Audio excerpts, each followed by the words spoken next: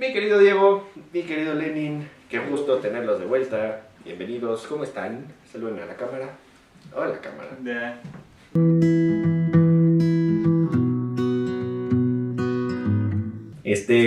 Como se habrán enterado los que nos siguen por TikTok, hubo una situación complicada. Entonces me contagié. y 2 años salvado. Sí, 2 años, ya sabes, o sea, típico, así te la libré el 20, el 21 y de repente el 22, ¡bueno! Entonces, Qué buena forma de iniciar el año. sí, con todo, ¿eh? Claro que es. No, de verdad. Muy positivos. Cuídense mucho que sí está cabrón. O sea, yo afortunadamente andaba ya con 2 dosis, dirían por aquel. Pero yo tengo que ver lo de la tercera dosis porque sí me la quiero poner. Pero bueno, ¿cómo están? ¿Qué tal? ¿Cómo estuvieron en mi ausencia? Bien. Pues bien. En ese Inter ya conocí Monte Albán. Monte Albán es algo que se tiene que ver. Sí. La verdad. La verdad, sí. Y amigos, vayan a la tumba 7 porque está muy triste. O sea, justo le decía a Manuel que la tumba 7 es el equivalente a la tumba de Tutankamón en México. Y es difícil encontrarla. O sea, de verdad nadie la pela. De que yo llegué porque la estaba busque, pero así perdida entre el estacionamiento, olvidada. Y ya nada más la descripción que hice. Este fue uno de los descubrimientos más emocionantes. Y dices, pues que se vea, mijo, que le den. Promocionala, papito. Porque sí, o sea, en todo Oaxaca sí lo promocionan. O sea, de que dicen como de, no, ponen algunas fotos como de las cosas que encontraron y dicen como, ve y visítala, vas y la visitas y de verdad encontrarla fue difícil, o sea, que dices, ¿dónde está? Pero está muy interesante, Monte Albán está muy bonito, justo Rodi, nuestra querida arquitecta del canal, Un saludo, Rodi, por cierto. me hizo una guía arquitectónica de Oaxaca y Es justo de Monte Albán me hablaba de la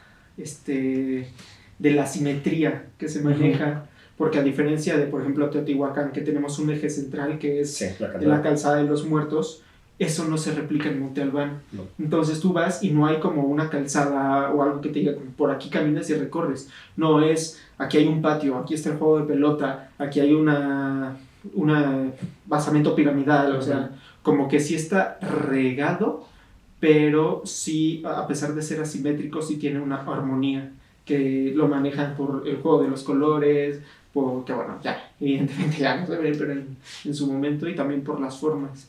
Y también está muy interesante que aunque estás hasta arriba del cerro, o sea, sí estudiaron la sierra, sí, porque las construcciones se mezclan con la sierra. O sea, si dices, esto es una construcción de Monte Albán, pero igual es parte del panorama.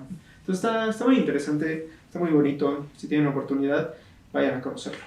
Monte Albán es una joya, yo también tengo muchas ganas de conocerlo. O sea, es una maravilla, porque dentro de... se ve como una ciudad, porque al fin y al cabo... Eso era. O sea, tomando tu ejemplo de Teotihuacán, a pesar de que sí se ve como una ciudad, esta es una ciudad mucho más rigurosa, en ese sentido, un plano más esquemático, hablando de los teotihuacanos, que también habla de los pensamientos, de la forma de arte, de la forma de vivir, Claro. porque incluso en Teotihuacán están los barrios y todo este rollo, y es un mundo totalmente distinto si te vas al sur del país, Sí, que es Oaxaca. a pesar de que sí se ve la influencia de Teotihuacán en Claro. Monte Albán. Y viceversa. Exacto. Incluso un contacto entre los dos. Pero bueno, estamos debrayando, sabrosísimo, porque ahora sí, ni acaso México prehispánico, pero qué bueno. O sea, Una disculpa, no, pero vayan a Monte Albán. es una buena digresión, mi querido. Tú, Diego, ¿qué hiciste estas 2 semanas mientras yo me ausentaba?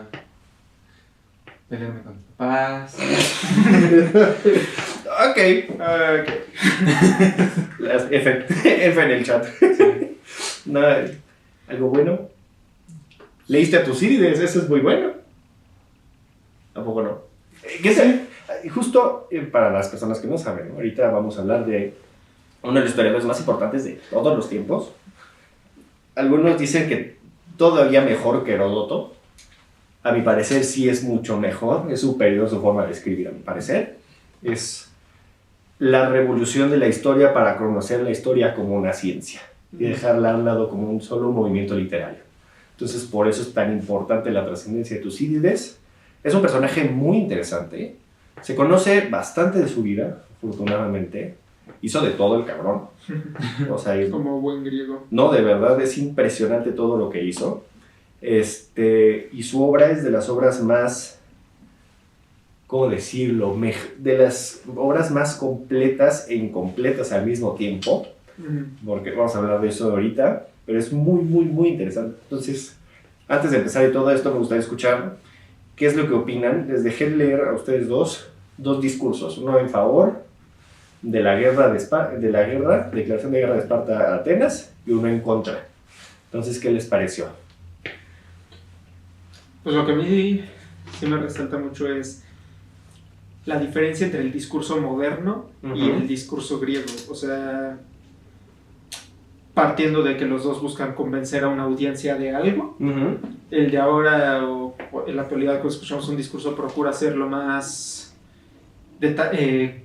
rápido, como ir directo al grano y que sea fácil de entender, mientras que en el discurso griego sí veo la lírica, o sea, sí, claro. Sí se ve mucho la necesidad de hacerlo rimbombante, y no es necesariamente pájaro, güey, solo es resaltar la honra del por qué se debe hacer algo, el honor y todo eso. Entonces, está interesante, es una forma diferente de ver los discursos. Y fíjate que Tucídides, hablando de discursos de la antigua Grecia, es de los más ligeritos. De verdad, está ¿Ligerito? ligerito. O sea, los discursos que hace Tucídides en esta obra son de los discursos más ligeritos. Te lo voy a decir después, porque más adelante vamos a leer a Jenofonte.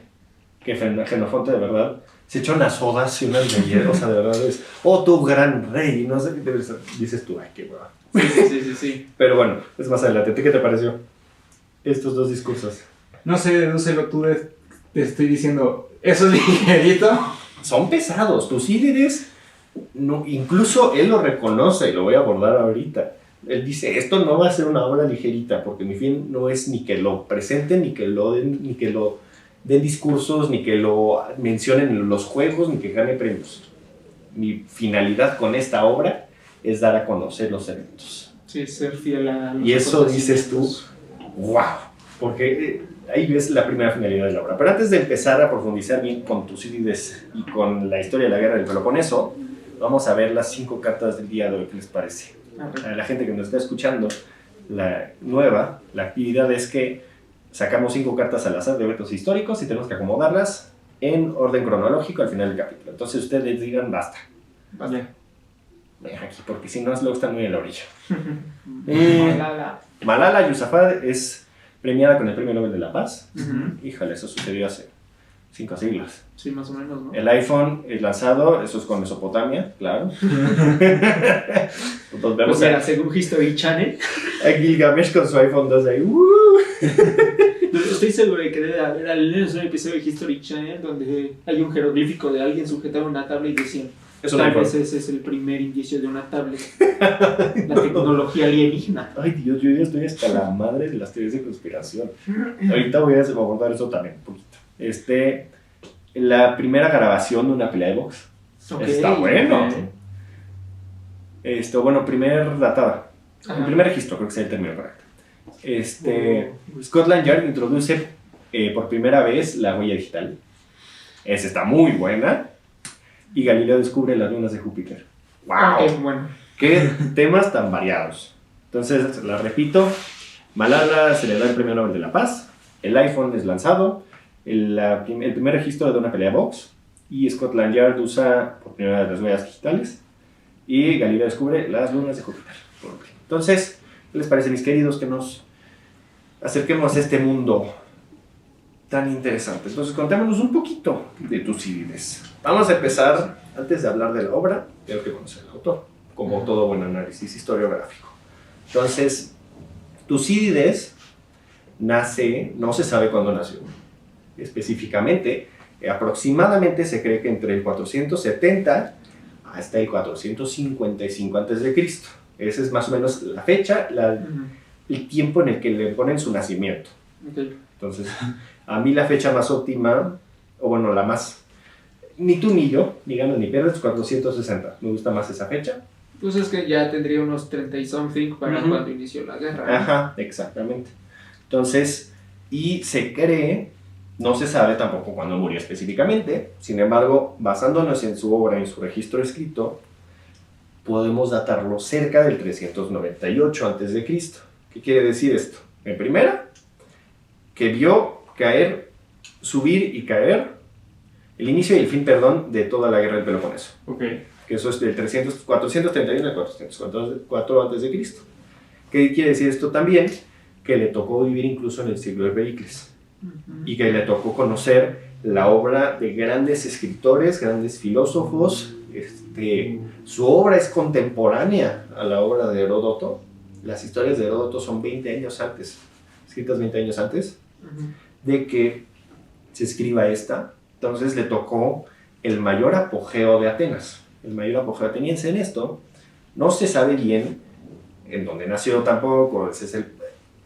Mientras más nos alejemos, menos sabemos. Sí, claro. Entonces, pon tú que con Roma empieza a ser muchísimo más tangible saber en dónde nacieron los historiadores y personajes. Pero ahorita muchos creen, lo más viable es que nació en Atenas. Sin embargo, hay otro lugar que se llama Alimunta, que esto se encuentra en el Ática, justo, pero no pude encontrar específicamente la zona. Yo creo que sería por la zona de Tracia, porque por Tracia, en esta zona de la costa de Tracia, su padre, Oloros, qué divertido nombre, Oloros tenía unas minas de oro.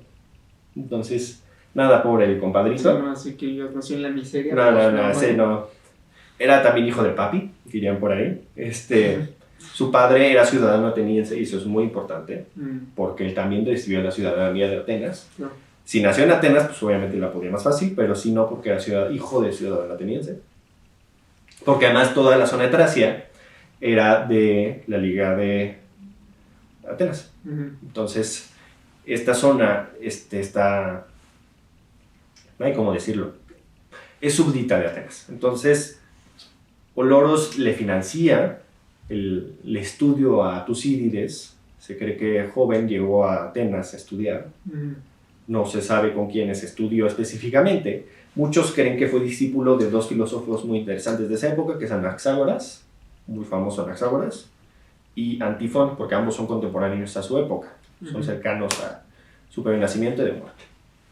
Sin embargo, esto no quiere decir que sean los únicos, porque también se sabe que Tucídides, como buen griego en esa época, era un políglota, porque además estuvo involucrado en la guerra del Peloponeso, fue estratego. En palabras de hoy en día podríamos clasificarlo como un general, por dar un punto de referencia cercano. Se sabe que conocía de medicina hipocrática para ser específico.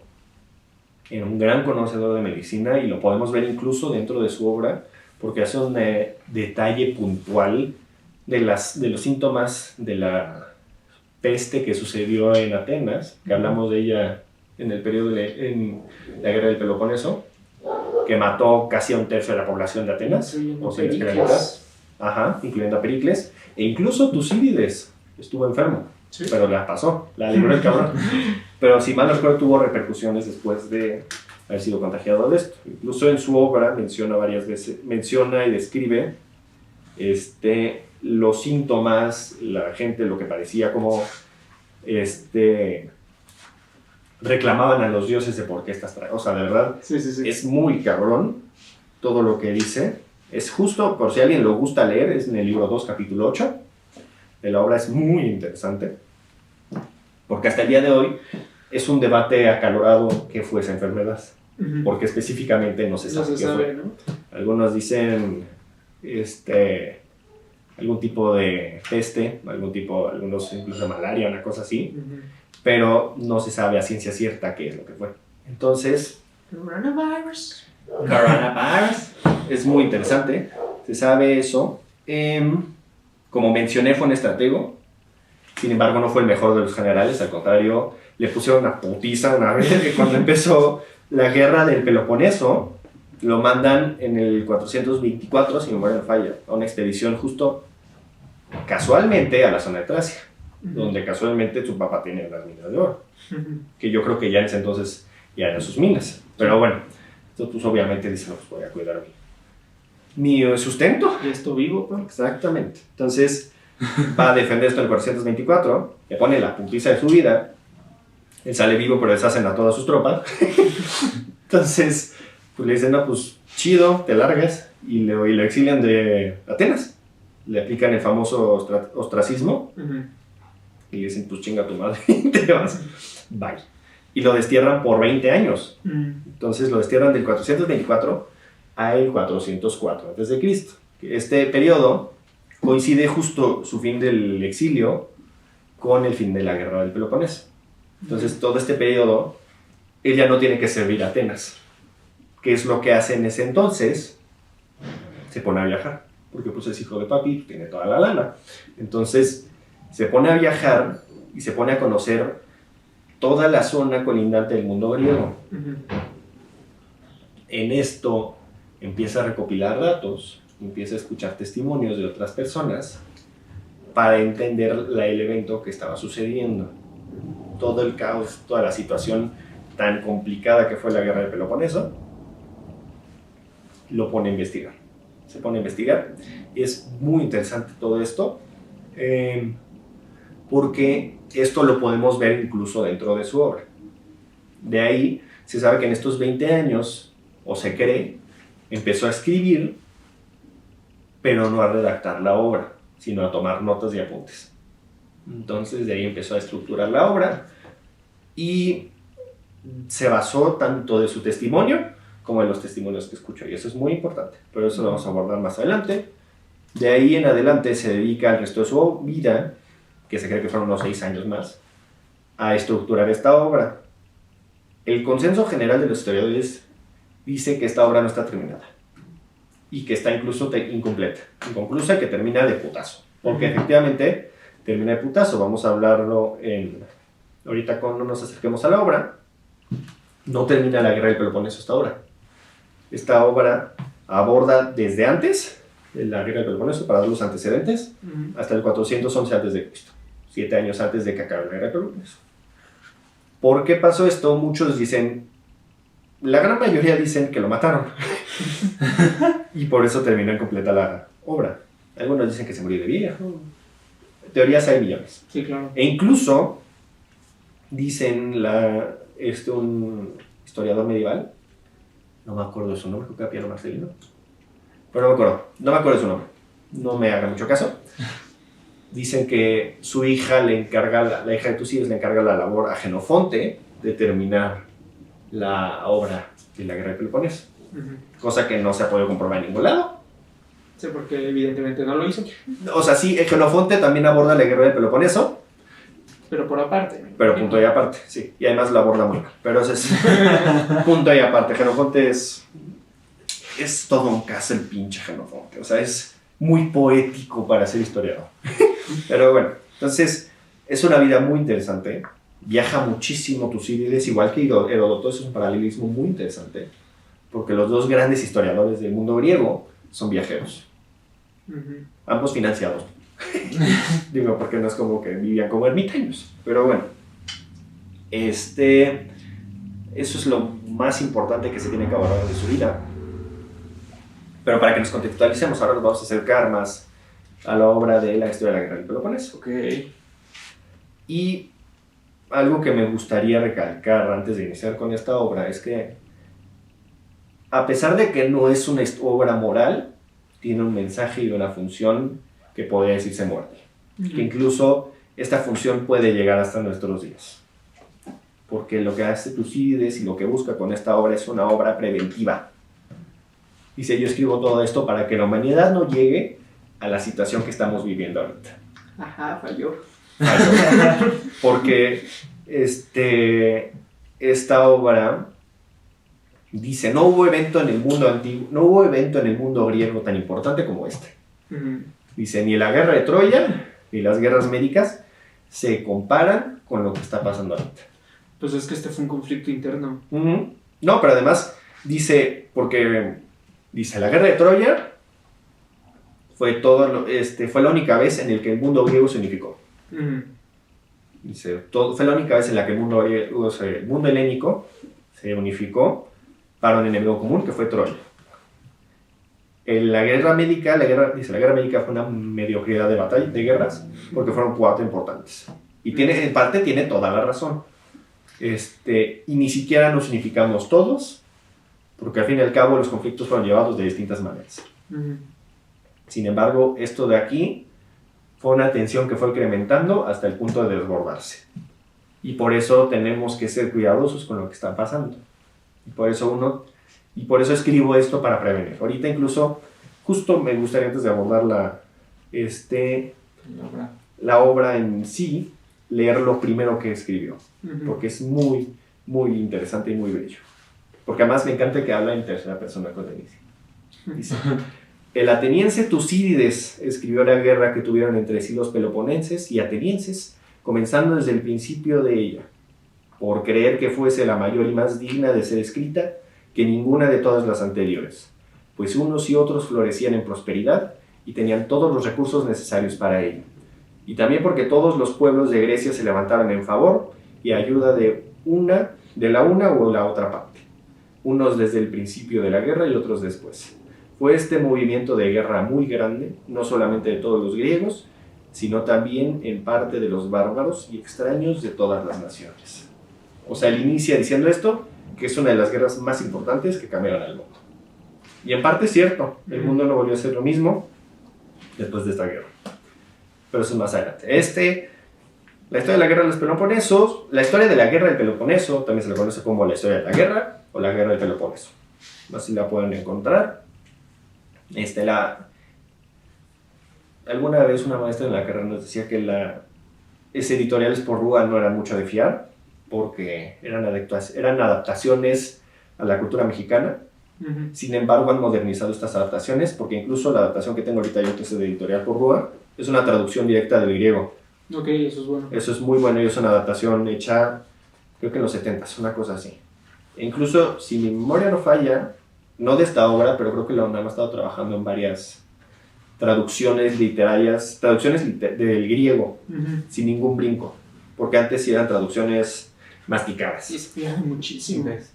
Sí, o sea, masticadas de que va del griego al latín, del latín al francés, del francés al inglés, del inglés al español, y del Sí, español ya. al español mexicano. Y dices tú, no, pues gracias. O Estás sea, hablando de otra cosa completamente diferente. me acabas de dar un chicle masticado para que me lo comas. O sea, no, pues, gracias, pero no. Entonces, chequen las traducciones, eso es importante saber. Esta es traducción de, aquí decirle en la bellísima página legal. Y la introducción es del mundo Gorman, eso es muy interesante. Él lo aborda muy interesante.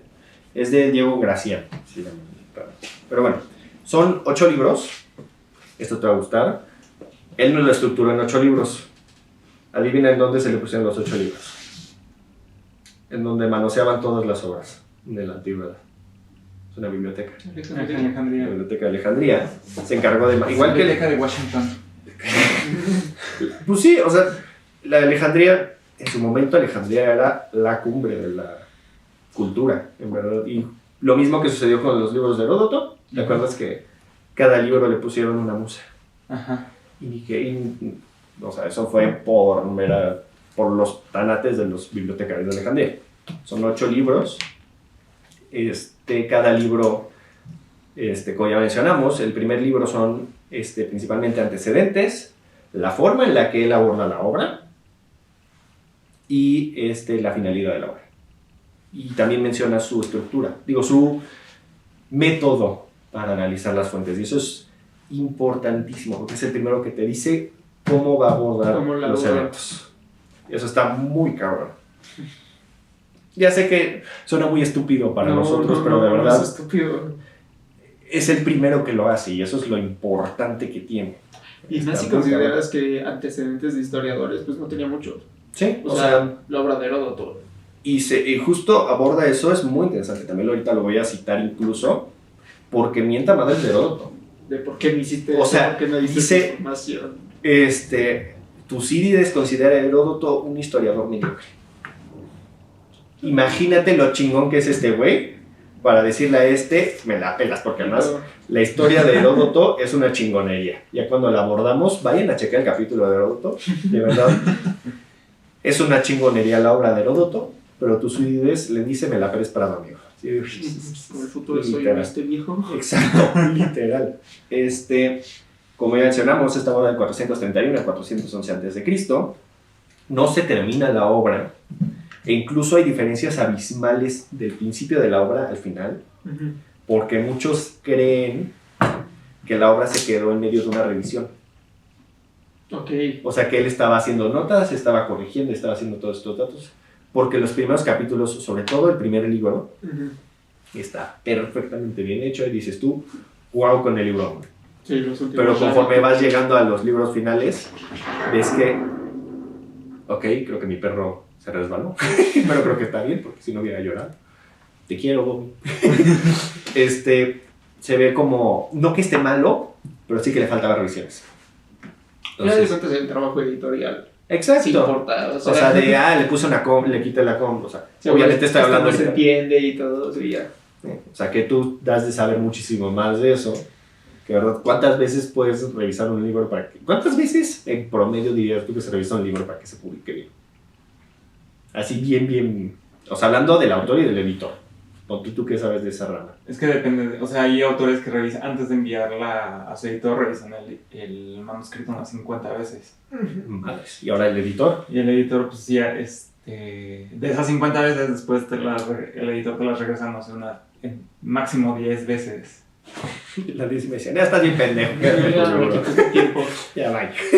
Es que en ese sentido todo es perfectible, o sea, Sí. puedes nunca acabar, pero...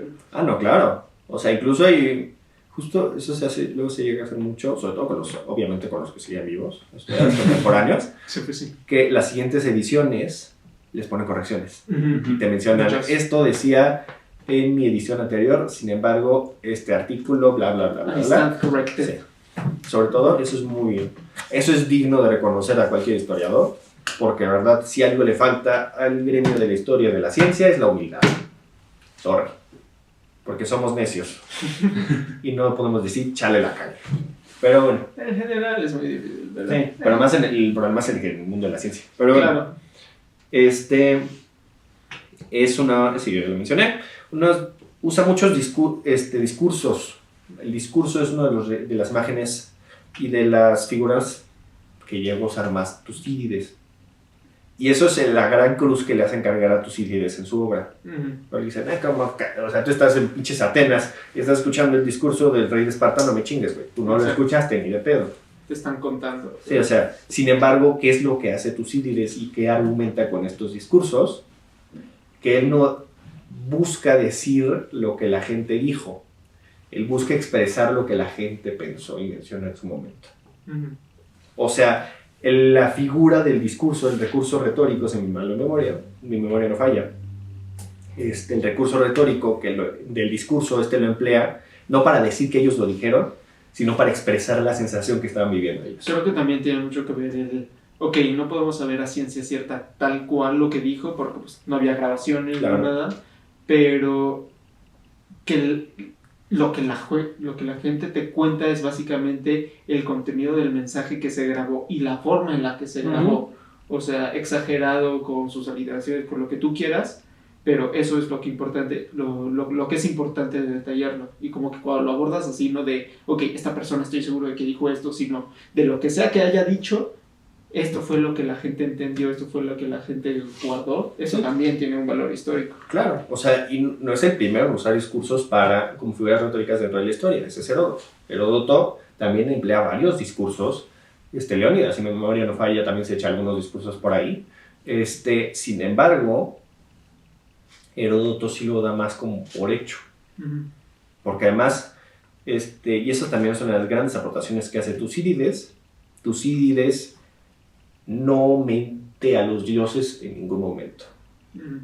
En ningún momento habla que esto es la situación que estaban viviendo los griegos con la guerra de Peloponeso no es una maldición de los dioses ni nada de eso, son acciones humanas. Entonces aquí se para, y eso es importantísimo, porque incluso en Heródoto también podemos encontrar antecedentes no de que use los dioses, sino de las poesías, de los poemas míticos y de todas estas cosas como fuentes. Y Tucídides dice no. Pero también influye mucho, o sea, que Heródoto, pues sí, ya estaba distanciado no por unos cuantos años. Sí, o sea, estaba distanciado por siglos. O sea, no, Heródoto y son 20 años de diferencia. No de Ah. Heródoto y Tucídides, pero Heródoto de los acontecimientos de los que habla, Ah, claro. la distancia es mucho mayor que la que tuvo Tucídides con Sí. la guerra del Peloponeso. En un principio sí, o sea, porque recordamos que Heródoto aborda una enorme cantidad de tiempo. Sin embargo, también menciona un periodo contemporáneo, el que es las guerras médicas. Porque al fin y al cabo, todo lo que menciona previamente son los antecedentes. O sea, y eso es muy... Se le va la manita con los antecedentes. O sea, en pocas palabras. Sin embargo, con Tucídides es un capítulo nada más. Es un libro, perdón, lo que él menciona de los antecedentes. O sea, no es nada de la obra. Son 8 libros y solo un libro es mencionando los antecedentes. Que el libro 1 es enorme. También no me malinterpretes. O sea, mira, el libro 1 aborda, por lo menos en la edición que yo tengo, de la página 1 hasta la página 86.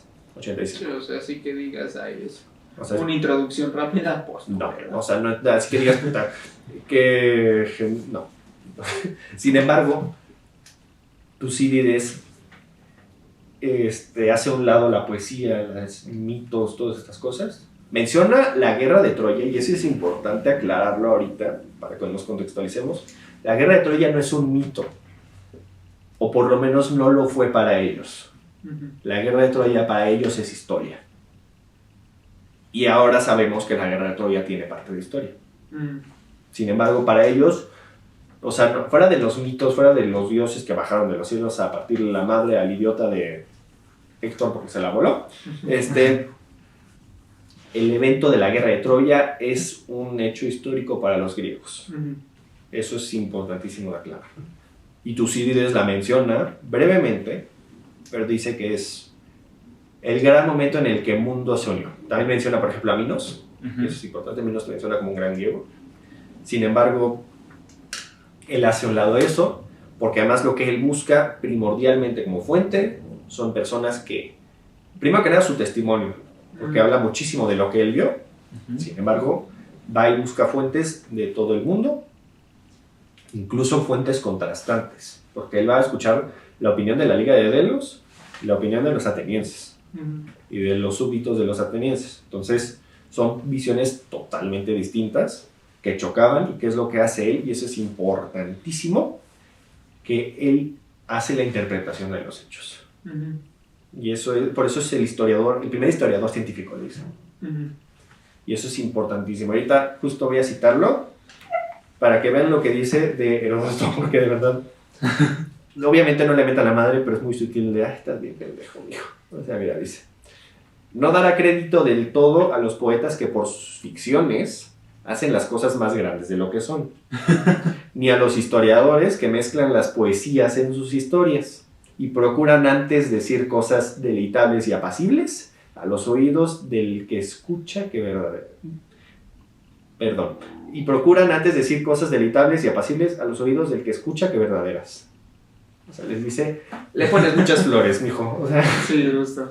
dice, porque los mismos que están presentes a los hechos hablan de diversa manera, cada cual según su particular afición o según se acuerda. Entonces ahí está hablando de que tú pudiste haber visto que yo me caí ahorita bajando las escaleras, y dice, ¿sabes por qué tenía las agujetas desabrochadas? Lenin dice, no, es que está bien pendejo. Pues ahí, ¿qué es lo que tengo que Es que recordar? sus papás son primos. Sí, o sea, No. o sea, y ahí, ¿qué es lo que tengo que hacer yo si fuera la persona externa a Manuel y escuchar estas dos visiones? Primero que nada tendría que ver, no, pues puede que haya tenido las agujetas, pero también tiene la evidencia de que es pendejo. O sea, ahí eso es lo que llega a hacer él. Por ejemplo, y aquí está la frase tal cual, textual, de la intencionalidad de la obra. Y eso es el punto culminante, porque además es de los pocos historiadores en la antigüedad que te dicen cuál es la finalidad de su obra. Porque normalmente la intencionalidad, igual que con los autores de novelas y todo eso, No, que tú tienes que siempre encontrarla. el análisis literario que llega a tu pinche maestra de literatura de prepa ¿y qué quería decir con Los Miserables, Víctor Hugo? Con el típico la cortina. Pregúntele, no lo sé, vaya a preguntarles. ¿Ya por qué? Mira, traje la ouija, maestra. Ahí No se usted le preocupe. pregunta. Oiga, Víctor, Oye, mi Hugo. Vito.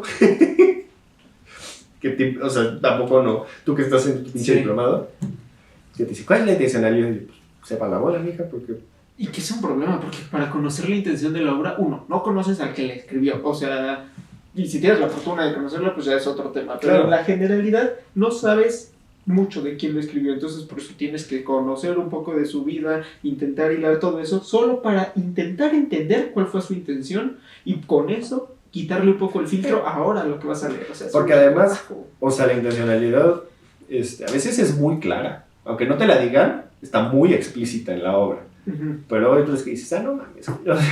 ¿De verdad qué me estás queriendo decir?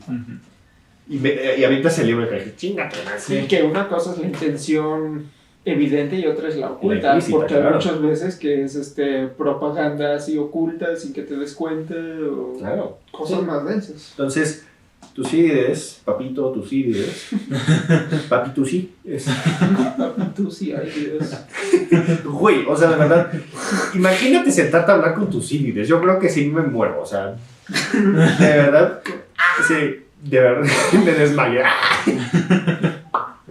Literal, como era vomito y me desmayé. A ver, dice Tú sí dice, mi intención no es componer farsa o comedia, que de placer por un rato, sino una historia provechosa que dure para siempre. O sea, lo que quiere es que esta obra no sea leída en el Ágora como la gran oda de la guerra del Peloponeso, que gane premios por su gran habilidad con la pluma, que se ha recordado en la historia como uno de los grandes oradores, no lo que quiere, es decirte, esto sucedió y sucedió por esto. Dejar un referente para que la humanidad no se tropiece con la misma piedra. Exactamente. Entonces, es muy clara la intención de Tucídides aquí.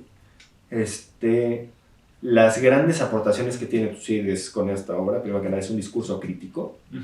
Porque ahorita solo les mencioné una rosadita del libro. O sea, ¿verdad? Me metí solo con el libro 1. Ajá. Pero luego, si tienen mucho, de verdad, vale la pena. Créanme que vale la pena. Sobre todo hay unos pasajes muy interesantes. Ya mencionamos el de la plaga en Atenas. Sin embargo, uno de los, por excelencias, que normalmente te dejan leer cuando hablas de es el discurso de Pericles en honor a los muertos. Que es un discurso fúnebre, es una chingonería de discurso, porque habla no de lo que dijo Pericles en su momento, sino de lo que los atenienses pensaron en su momento con los muertos, con sus muertos en batalla. Entonces, ese, por si a alguien le gusta leer, para que no lo tenga que buscar, es el libro 2, capítulo 7. Vale. Muy chingón, muy chingón. De verdad vale mucho la pena. Es muy interesante cómo se mete en la mente de la... Porque además les pone esta personalidad a estas dos ligas. Es muy interesante porque, o sea, lo ve tanto del plano singular de los individuos como en el plano mayor de la Liga de Delos, de los atenienses, de toda la polis, y les pone personalidad, incluso se dan la madre Atenas y así Esparta. O sea, como en un plano más grande, ya no solo en el individuo. Entonces, Y es que también cambia mucho, al menos hablando en general, pero también hablando de guerras, no es lo mismo un ateniense hablando con un espartano que Atenas, la ciudad, la polis, hablando con Conjunto. Esparta. Exacto. O sea, como que sí son personalidades completamente cambia el distintas. plano y les pone, o sea, eso está muy chingón, Ujú. que les pone personalidades. Me la pelas, güey. Es literal. Es un discurso extremadamente crítico. No solo crítico a los, como mencioné ahorita, a Heródoto y a todo esto, es un discurso crítico a sus contemporáneos. Porque él no está de acuerdo con esta guerra. Nunca estuvo de acuerdo con esta guerra. Pues entonces está un poco más de acuerdo con Arquidam.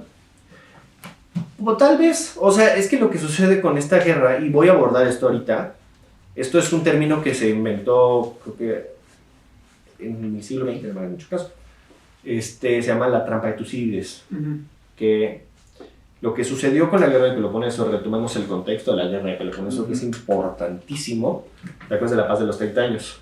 Ajá. Que fue una... ¡Ay! Dame 5, porque sí te acuerdas. ya sentí bonito. ¿Qué tal? Todo Que me dio frijolitos. Sí, ya sé. ¿Yo por qué crees que me puse esta? La paz de los 30 años se le podría considerar una guerra fría.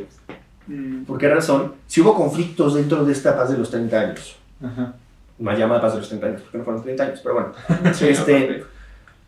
hubo conflictos, no directamente entre Atenas y Esparta, pero sí entre divisiones más pequeñas de estas ligas,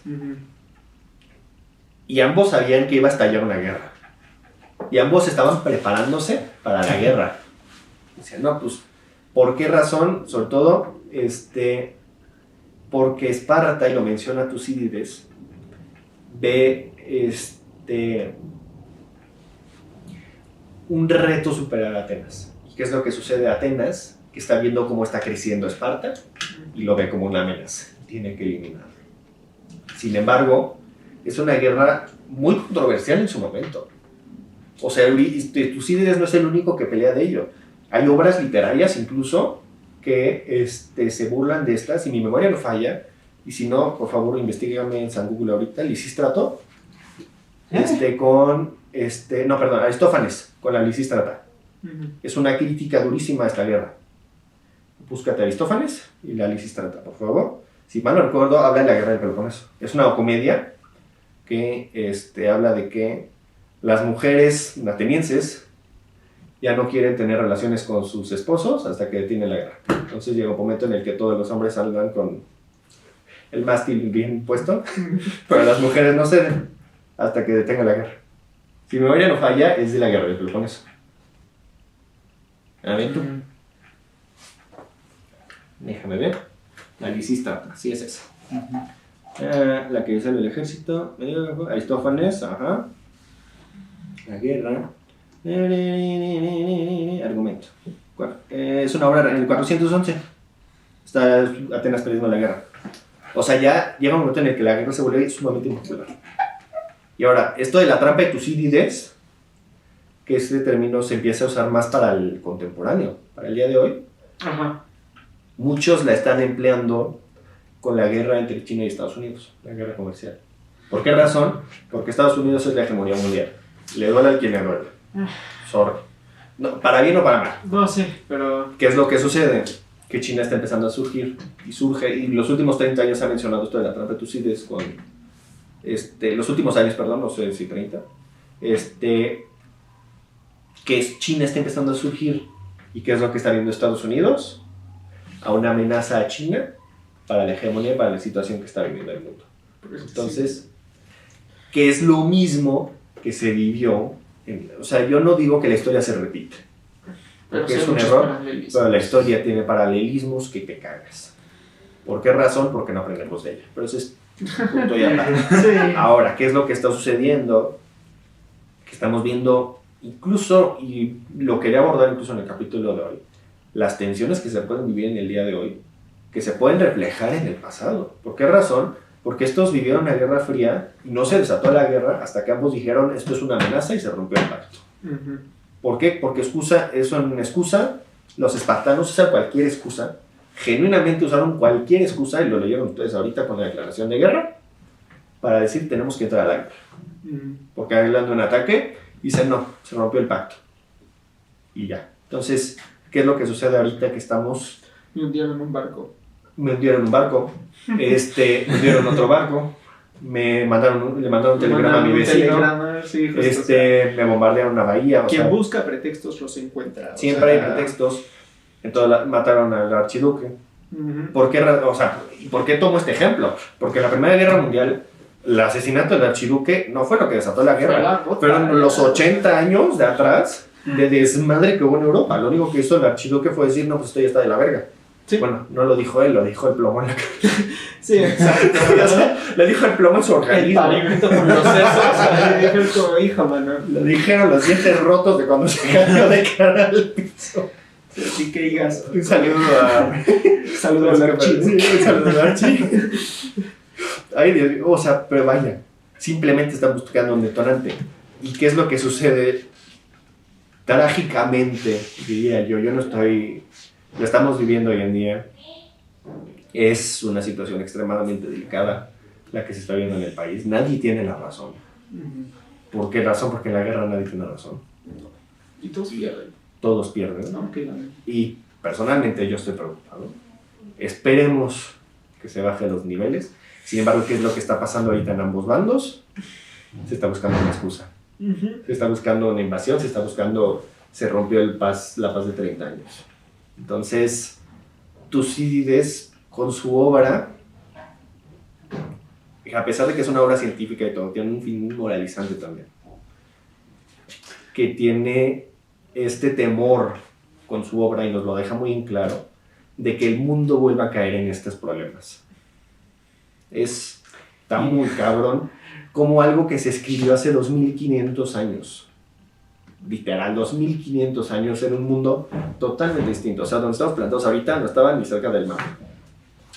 Es que Campbell, al abordar los mitos, o sea, muchas veces vemos que ciertos tipos de mitos se replican a lo largo de diferentes culturas y de milenios y de locaciones geográficas, y parte de esto es que las características humanas son universales.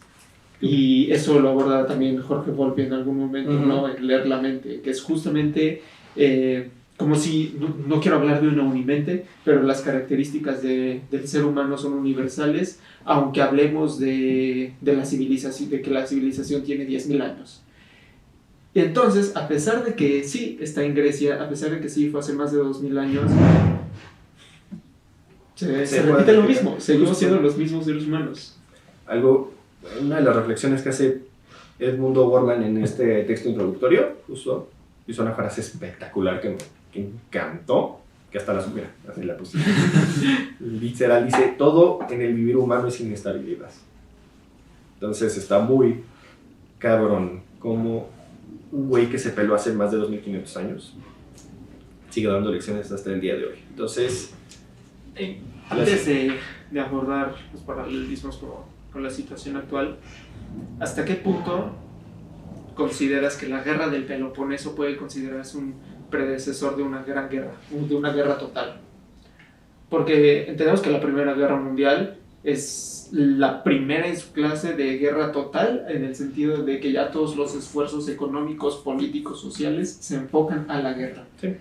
Pero ¿hasta qué punto ves algo similar en la guerra del Peloponeso? Con las ligas, con el esfuerzo de conseguir aliados, de decir, en algún momento lo dice en los discursos que no puedes ir a la guerra sin los recursos económicos. Claro. O sea, sí se ve un entendimiento de irnos a la guerra no es nada más tomar las espadas y agarrarnos a golpes. Pues no, o sea, involucra todo un movimiento político, económico, social para poder empezarla, ya ni siquiera llevarla a término, empezarla. Entonces, ¿hasta qué punto puedes considerarlo, no? Que claro. Es un arquetipo de guerra, sí, de guerra total. O sea, es que aquí puedes borrarle el Peloponeso, puedes poner cualquier guerra. Historia de la Primera Guerra Mundial. Pongamos un ejemplo. ¿Qué es lo que sucedió aquí? Se rompe el Tratado de 30 años de paz. ¿Qué sucedió ahí? Sin embargo, que esto no quiere decir que hubo 30 años de paz, hubo 30 años de preparamiento.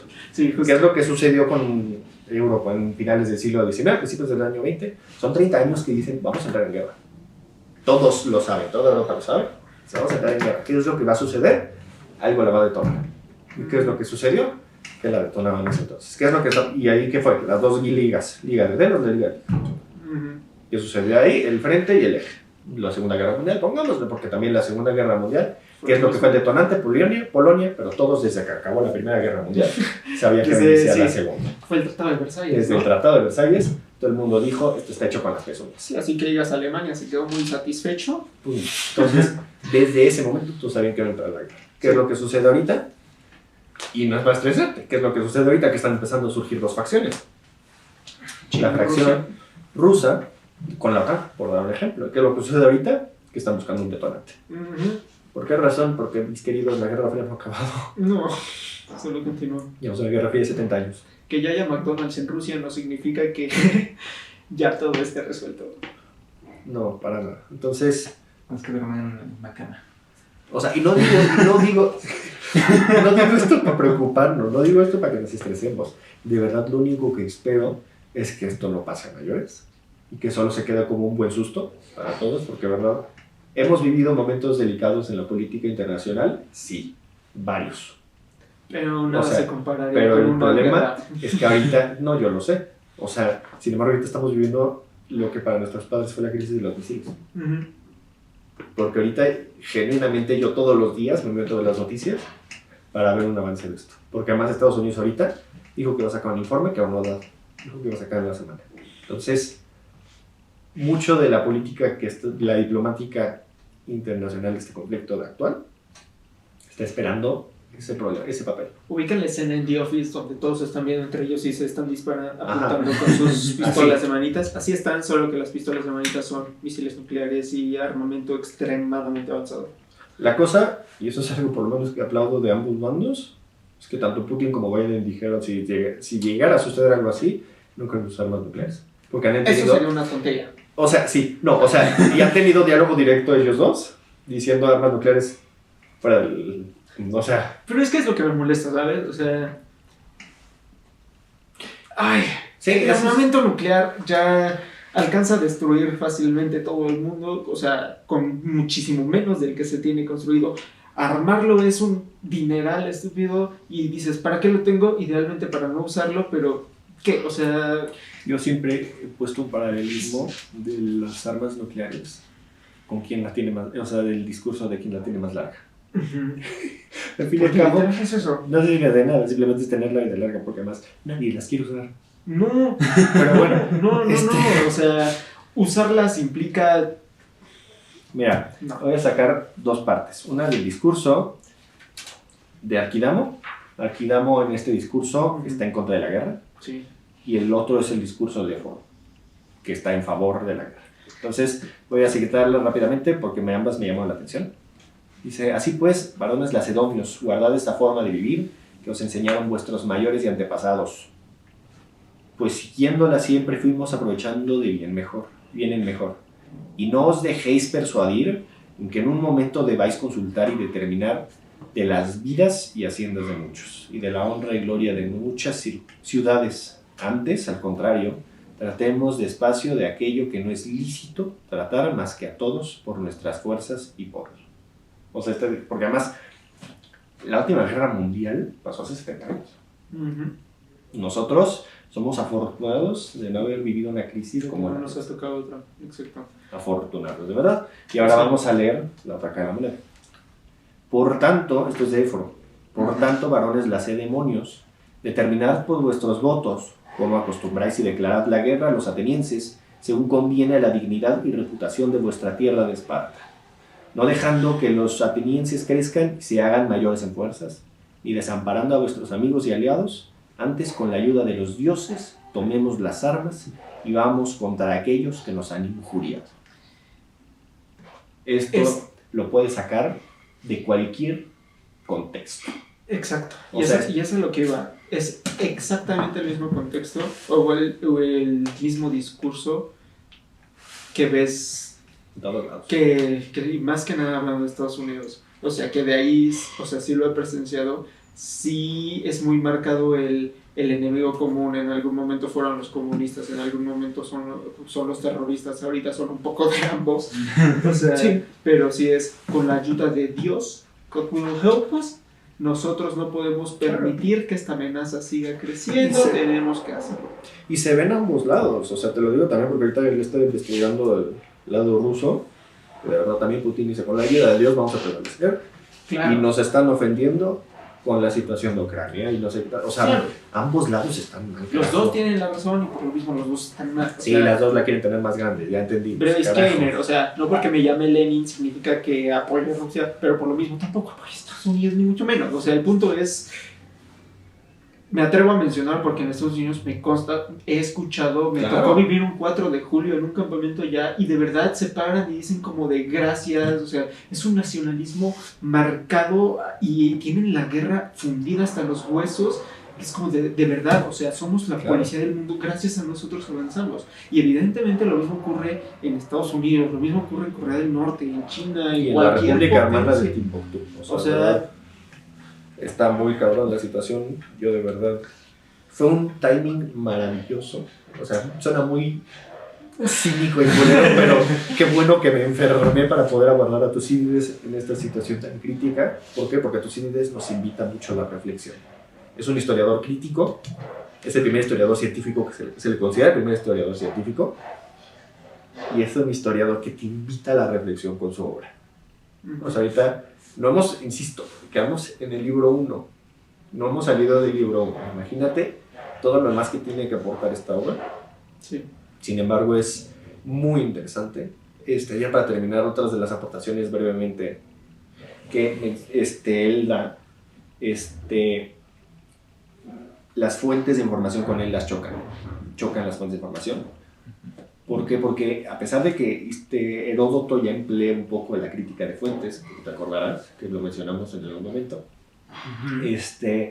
con Tucídides perfecciona esto y critica incluso las fuentes de las que viene.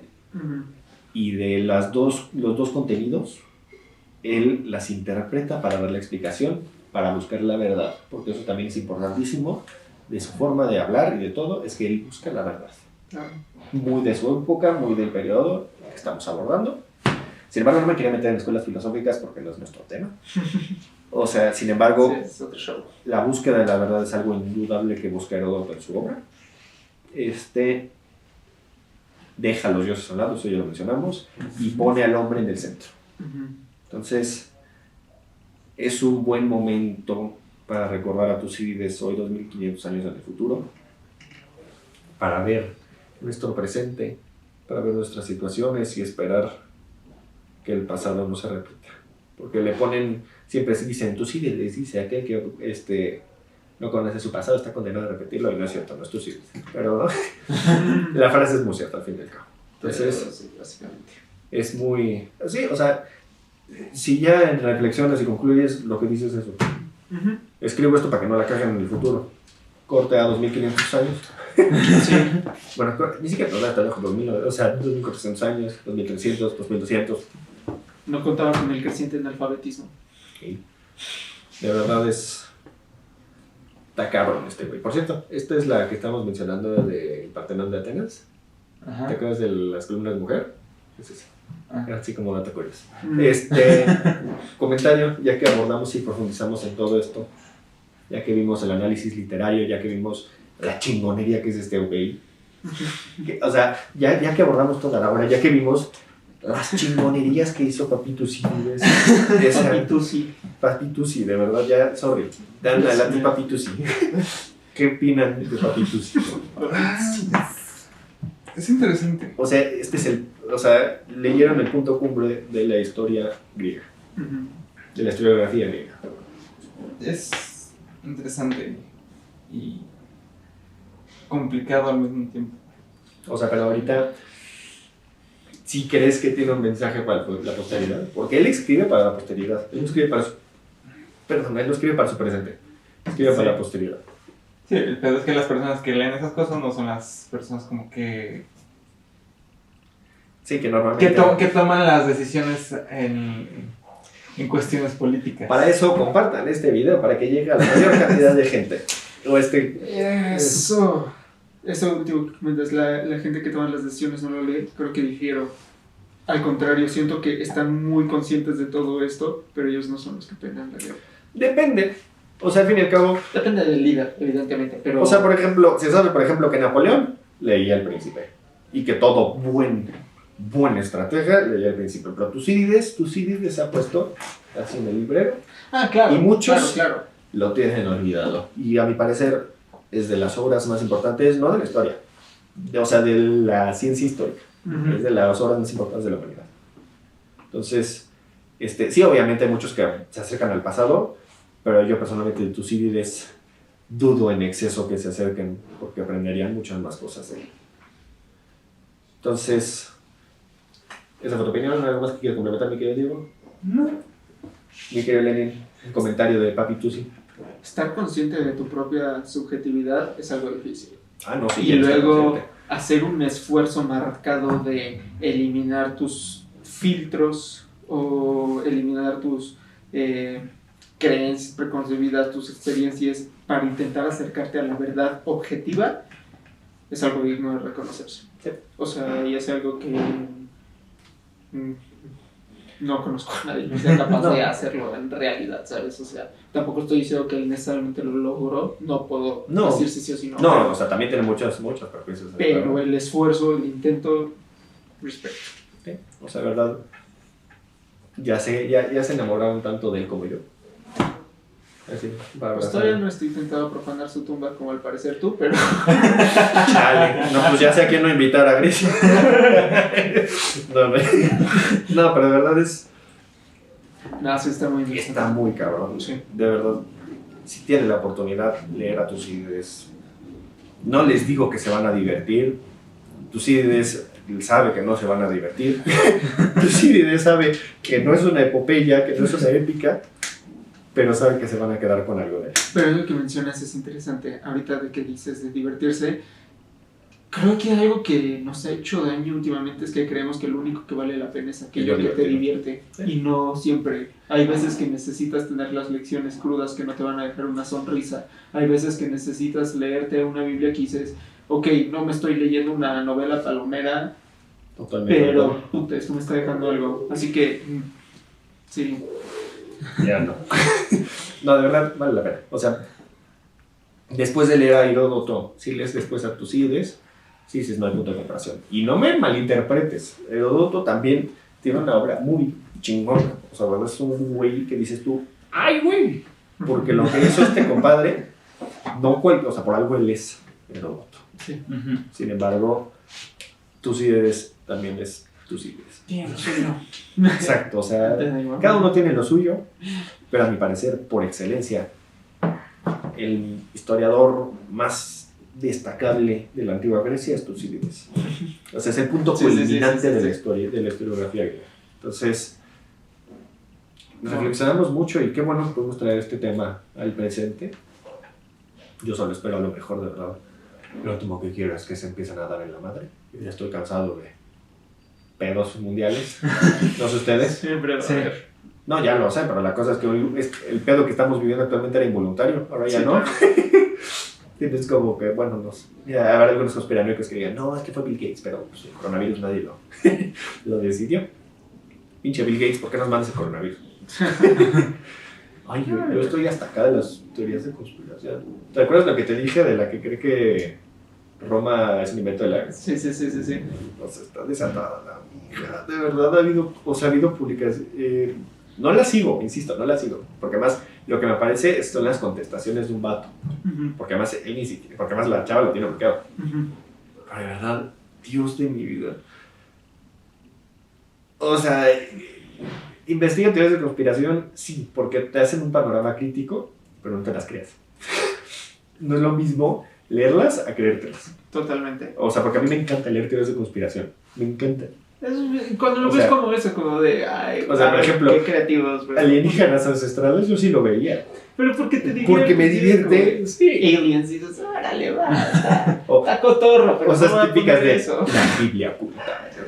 Dices, "Güey, no", porque además, la gran mayoría de las veces las cosas que mencionan, ya todos lo saben, o sea, pero bueno,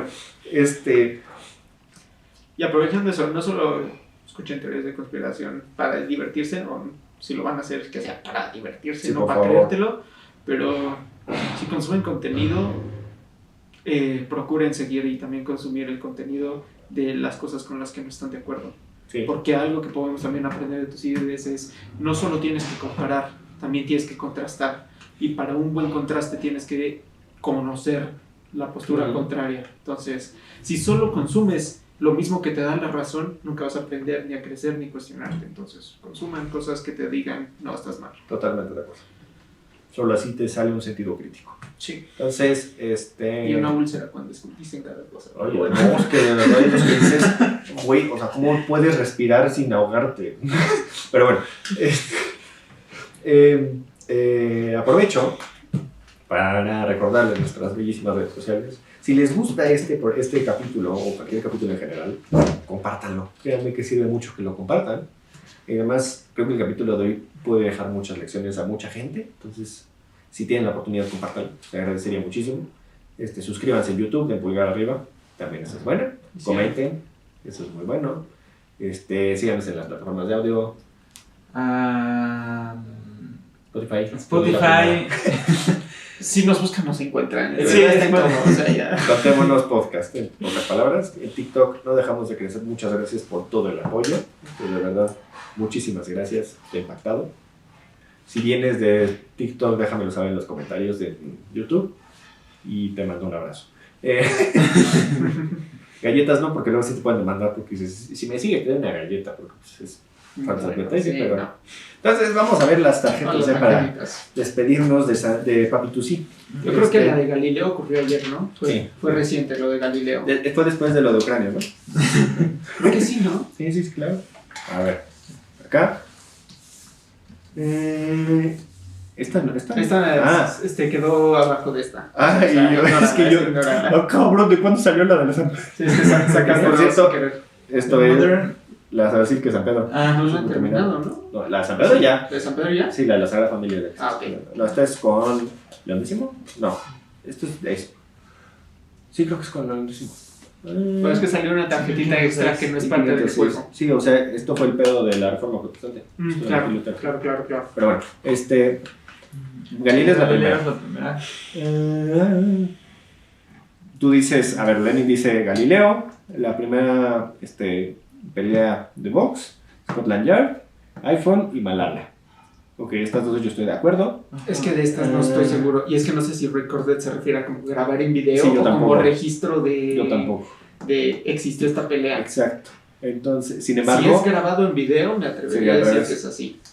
yo creo que es primero el box y luego Scotland Yard. Pues a ver, en estas Yo son las que A ver, puedo- pongámosla como está Lenin y si la cagas, pues yo ya la salgo. Sí. ¿Tú estás de acuerdo así o al revés? Al revés. Sí, porque si le cagas a la historia. Ahí sí. A ver, 1610, Sí, claro. Galileo, claro, por supuesto. 1901, Scotland Yard. Ok. La pelea de box, 1681. Es el Es que sí, registro. era el registro. Es lo que te digo, si Sí, era sí, el sí. registro. Sí, es que es el problema de Recorded. Ujú. Yo también estoy de acuerdo contigo, por eso también me confundí. Es que bueno, para que no se confundan. First recorded Recorded. boxing match. Ah. Ok, recorded de registro O o de recorded grabado. de grabar. Exacto. Pero sí, o sea, si era registro, yo estaba Sí, de sí. acuerdo al revés. La larga no estaba mal. 2007 y Malala 2014. Un aplauso a todos, así. ¡Woo! No me dijo pecado. Eso es high five. Bueno, high five doble. Es que esa, bueno, aplausos a todos. Dios mío. Entonces, sí, ya sé. Dude, ya soy bien ruco. O sea, por ejemplo, el GPI, me tardé como 3 meses en entender que era GPI. Y aparte con tus lentes de todo como... Sí, o sea, no, pero GPI. GPI. No, yo ya con esto ya tengo que cambiar los lentes. Pero bueno. Pero no, sí. no, pero tú sí, sí tú No, sí. sí. Güey, ayer estaba leyendo en la noche. Me pongo el libro acá con tus hijos. Estaba leyendo aquí. Y de repente en esas me doy cuenta y estoy así. Y además con tu vasito de agua al lado, la verdad, por ahí todo. A la verga, yo tengo 90. Sí, ahí sí, ya te pega el bocado. No, pero es que cuando lees un libro, yo poco no te sientes bien ruco a veces. Sobre todo cuando estás bien acomodado. Y además traía mi cobijita en la pierna. Aparte usas las de cuadritos. La típica verde así de cuadritos. Tu cobija en las piernas, acá. O sea, si tomara café. Con tu pues, bufanda. andaba yo con mi chamarrota y todo yo así. Porque además, luego me ponía a leer yo en los jardines de la universidad. Te sientas y te pones así en la banquita y estás con tu librito. Así como te quieres ver como chica interesante que va al parque a leer. A ver, soy si única. llega- Si llega alguien a decir, hola, ¿qué estás leyendo? Oh, por Dios, ¿también te gusta tu Sirides? ¿Tu Sirides? ¿Te gusta Papi tu sí? ¿También lo escuchas? Sí, Papi Yo tu soy sí. fan de Papitu, sí. Es más, me hice un tatuaje. Mira, este es tu sí. Dice, hija de telos. Ay, Dios mío. Y el discurso de Pericles, ya sé. El discurso de Pericles. Llore. Yo. Sí, sí. Yo todos los martes. Búsquenme el parque. Bueno, podemos dejarla ahí, mis queridos, no sé. Nuevamente, gracias por escuchar, compartan y cuídense mucho. Adiós. Nos vemos. Bye.